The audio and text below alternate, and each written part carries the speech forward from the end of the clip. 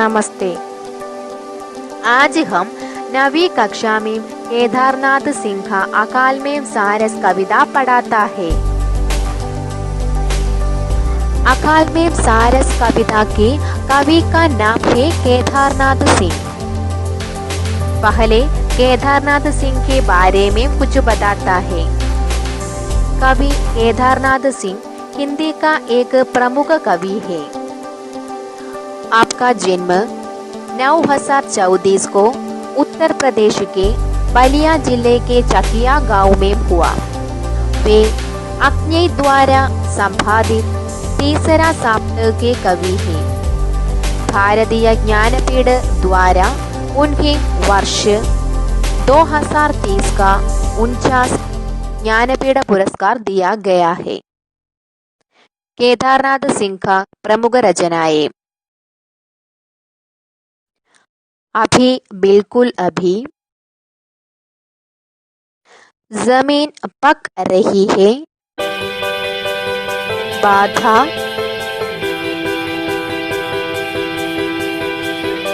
ताया और साइकिल, सृष्टि पर पहरा और मेरा समय के शब्द आदि उनका प्रमुख रचनाएं हैं।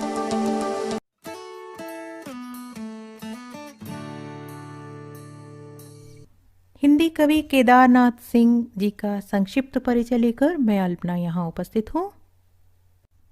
यह सामग्री सरल और संक्षिप्त रूप में प्रस्तुत की जा रही है और स्कूली छात्रों के लिए है। उनसे अनुरोध है कि जो बिंदु यहाँ दिए जा रहे हैं उन्हें विस्तार देते हुए परीक्षा में उत्तर लिखें। कवि केदारनाथ सिंह जी का जन्म 7 जुलाई 1934 को बलिया जिले के चेकिया गांव में हुआ था। इनकी मृत्यु इसी साल 19 मार्च को हुई। 19 मार्च 2018 को काशी हिंदू विश्वविद्यालय से हिंदी में एमए किया और पीएचडी की उपाधि प्राप्त की। गोरखपुर में हिंदी के प्राध्यापक रहे और उसके बाद दिल्ली आकर जवाहरलाल नेहरू विश्वविद्यालय में हिंदी के प्रोफेसर रहे। इनकी रचनाएं अभी बिल्कुल अभी, जमीन पक रही है, यहाँ से देखो, अकाल में सारस, उत्तर कबीर तथा अन्य कविताएं। इनके काव्य संग्रह में बाघ और आलोचनात्मक पुस्तक है कल्पना और छायावाद। निबंध संग्रह हैं मेरे समय के शब्द और कब्रिस्तान में पंचायत। विविध भारतीय भाषाओं का हिंदी में अनुदित काव्य संग्रह का नाम है ताना बाना।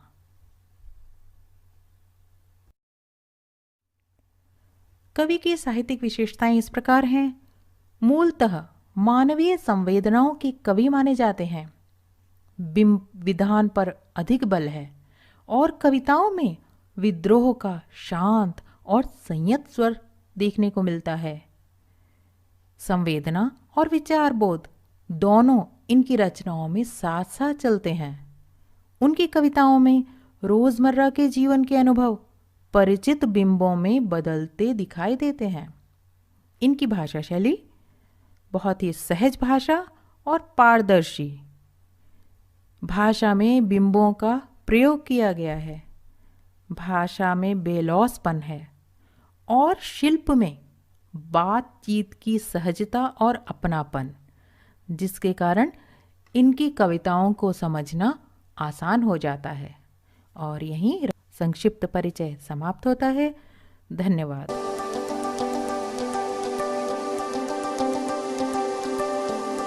अकाल में सारस। अकाल में सारस कविता की आलापन को एक वीडियो देखो।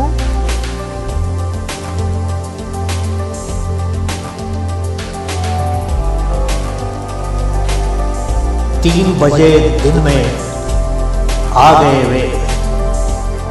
जब वे आए किसी ने सोचा तक नहीं था कि ऐसे भी आ सकते हैं सारस। एक के बाद एक वे झुंड के झुंड धीरे धीरे आए, धीरे धीरे वे छा गए सारे आसमान में। धीरे धीरे उनके क्रैंकार से भर गया सारा का सारा शहर। वे देर तक करते रहे शहर की परिक्रमा। देर तक छतों और बारजों पर उनके डैनों से झड़ती रही धान की सूखी पत्तियों की गंध। अचानक एक बुढ़िया ने उन्हें देखा। जरूर जरूर वे पानी की तलाश में आए हैं, उसने सोचा। वह रसोई में गई और आंगन के बीचों बीच लाकर रख दिया एक जल भरा कटोरा। लेकिन सारस उसी तरह करते रहे शहर की परिक्रमा। ना तो उन्होंने बुढ़िया को देखा, न जल भर कटोरे को। सारस को तो पता तक नहीं था कि नीचे रहते हैं लोग जो उन्हें कहते हैं सारस। पानी को खोजते दूर देशावर से आए थे वे। सो उन्होंने गर्दन उठाई, एक बार पीछे की ओर देखा। न जाने क्या था उस निगाह में, दया की घृणा।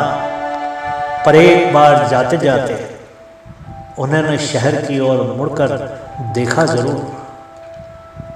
फिर हवा में अपने डैने पीटते हुए दूरियों में धीरे धीरे खो गए सारस। बहुत बहुत धन्यवाद आप सभी का।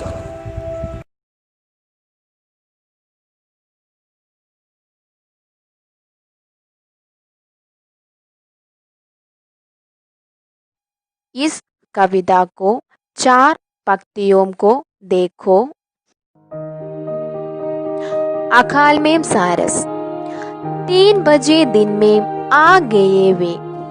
जब वे आए किसी ने सोचा तक नहीं था कि ऐसे भी आ सकते हैं सारस। एक के बाद एक वे छुट के छुट धीरे धीरे आए। धीरे धीरे वे जा गए सारे आसमान में। धीरे धीरे उनके क्रेकार से भर गया सारा का सारा शहर। वे देर तक करते रहे शहर की परिक्रमा। देर तक छतों और बारजों पर उनके डाइनों से चरती रही धान की सूखी पत्तियों की गंध। पाठभाग से कुछ नए शब्द हैं। दिन, सारस, चुप, धीरे धीरे, आसमान, सारा, शहर, परिक्रमा, चरती, सूखी पत्तियों और गंध। इस शब्दों से समानार्थी शब्द। दिन शब्द का समानार्थी शब्द है दिवस, वार। सारस। सारस एक प्रकार का सुंदर बड़ा पक्षी है। चुट शब्द का समानार्थ शब्द है समूह, दल। आसमान शब्द का समानार्थ शब्द आकाश, गगन। शहर, नगर, क्षेत्र। सारा शब्द का समानार्थ पूरा, समस्ता, कुल, संपूर्ण। धीरे धीरे शब्द का समानार्थ मंद, मंद, जोर से, शांत से। सूखी शब्द का समानार्थ निर्जल, अप्रिय। पत्तियों का शब्द का समानार्थ पल्लव, पर्ण। गंध शब्द का समानार्थ सुगंध, परिमला, खुशबू। ठीक है, अकाल में सारस कविता का आशय देखा।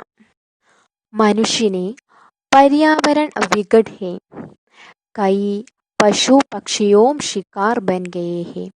इस पर श्री केदारनाथ सिंह की लिखी कविता है अकाल में सारस। सारस पक्षी चीलों और तालाबों से छोटी मछलियों खाते हैं। लेकिन अकाल में सारस पक्षियों का झुंड पानी की तलाश में दूर देश से शहर में आए।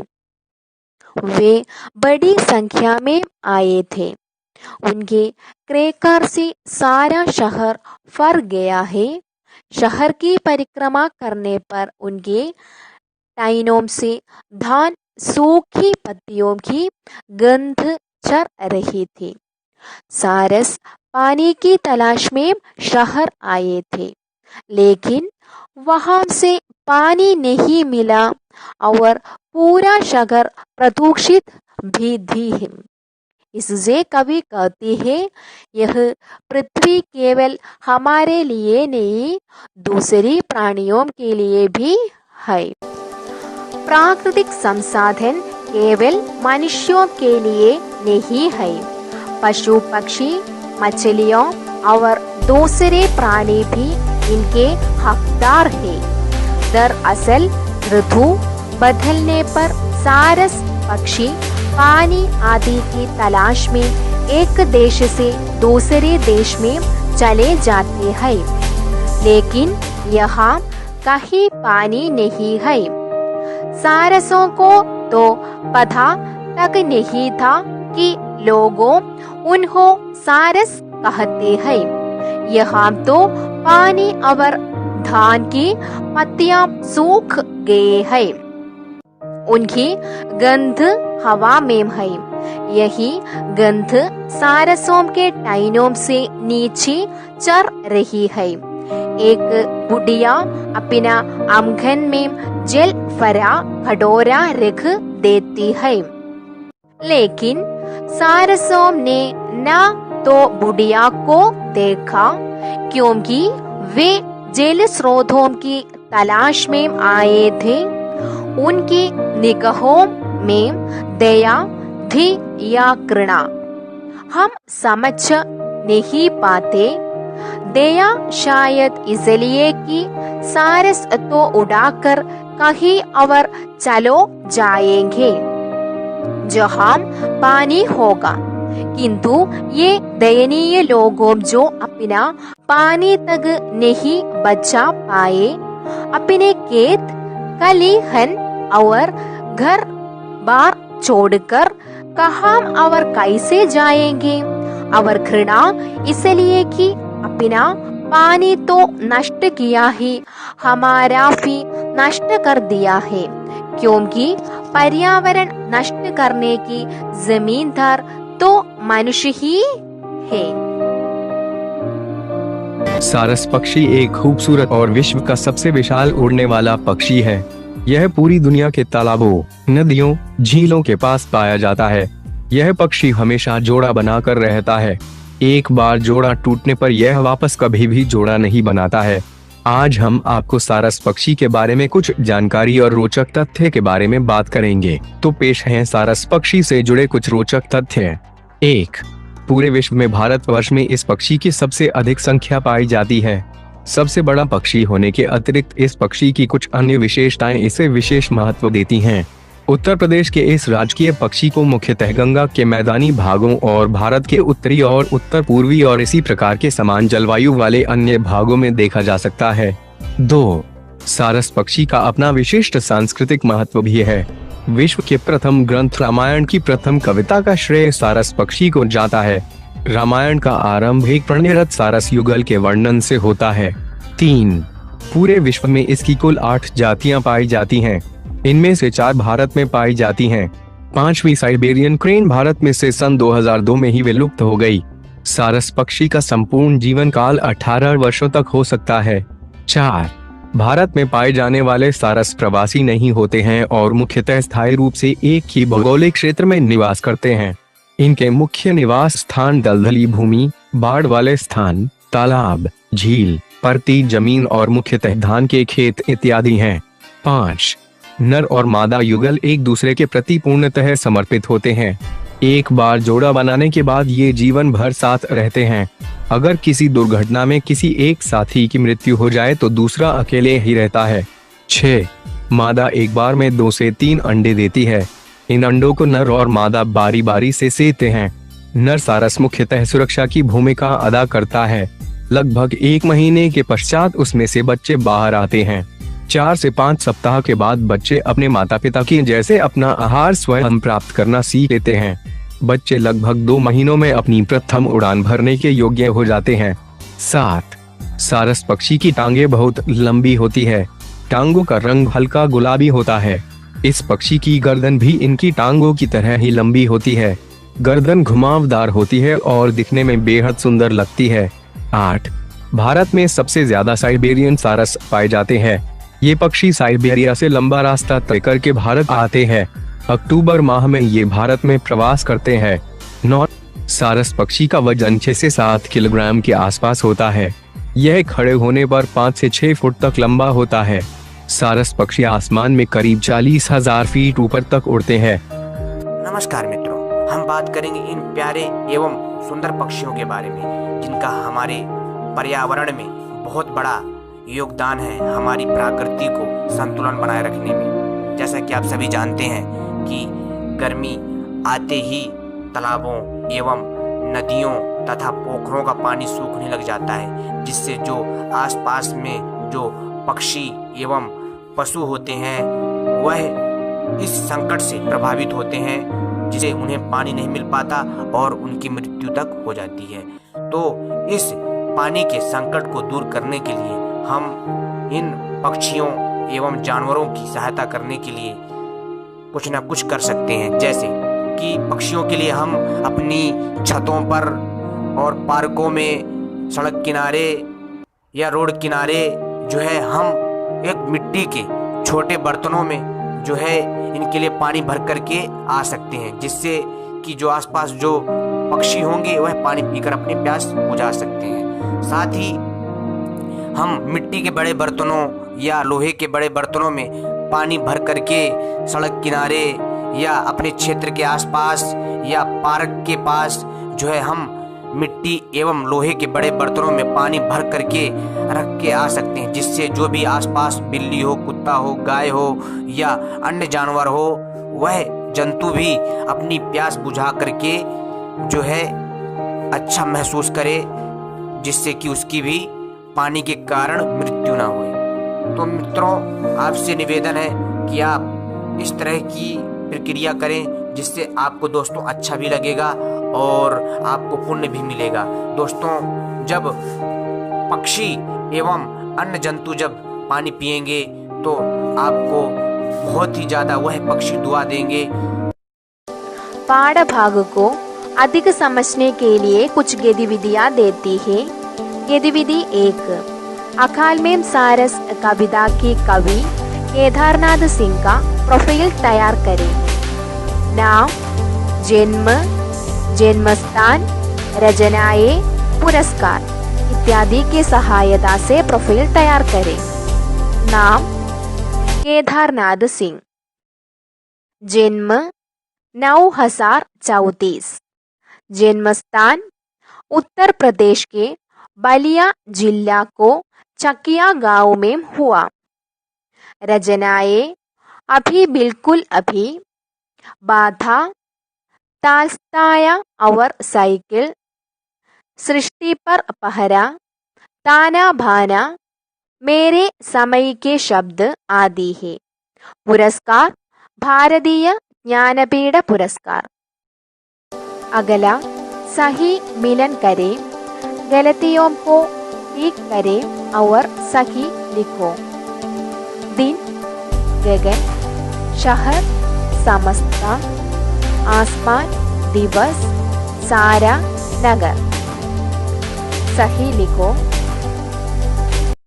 दिन, दिवस, शहर, नगर, आसमान, गगन, सारा, समस्ता।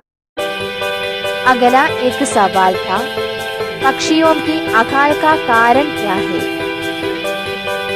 भीषण गर्मी में शहरी क्षेत्र में चौव का अकाल है।